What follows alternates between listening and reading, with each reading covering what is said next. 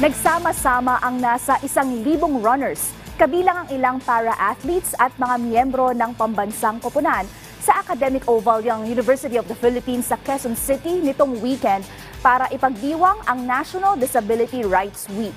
Yan ang ulat ni Rafael Bandayren.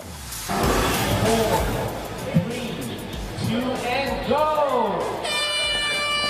Pinangunahan ng Philippine Sports Commission kasama ang National Council on Disability Affairs ang isang libre at inklusibong fun run bilang bahagi ng selebrasyon ng National Disability Rights Week ngayong Hulyo. Tinawag na Walk, Run and Roll ang event na ginanap sa Academic Oval ng University of the Philippines Diliman sa Quezon City nitong weekend. Mahigit 1,000 sports enthusiasts ang nakiisa sa 1 kilometer, 3 kilometers at 5 kilometers run. Layunin ng fun run na ipakita ang suporta para sa mga persons with special needs at ang advokasya nilang inklusibo at pantay-pantay na akses sa mga para-athletes sa larangan ng sports sa kabila ng kanilang mga kapansanan.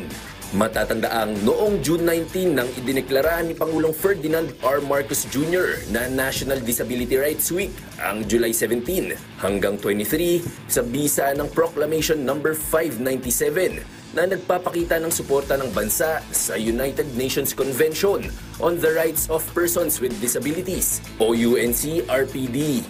Present din sa nasabing event si PSC Commissioner Walter Wawit Torres.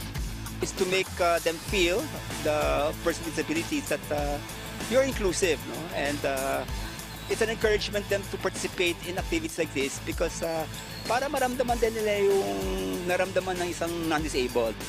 Kasama naman sa mga lumahok ang para-athletes na sina Jem Tanyag ng wheelchair basketball at Katrina Hernandez ng powerlifting na sumuporta at nagbigay ng inspirasyon sa kapwa nila differently abled na mga individual.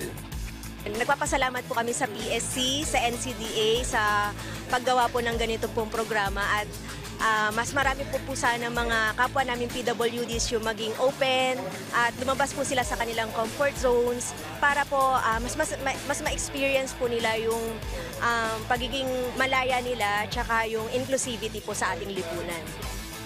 Representation is really important po talaga para hindi maging alone. Para alam nila na there are other people out there.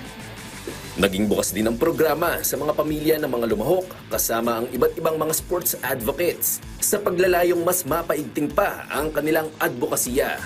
Rafael Bandayrel para sa Pambansang TV sa Bagong Pilipinas.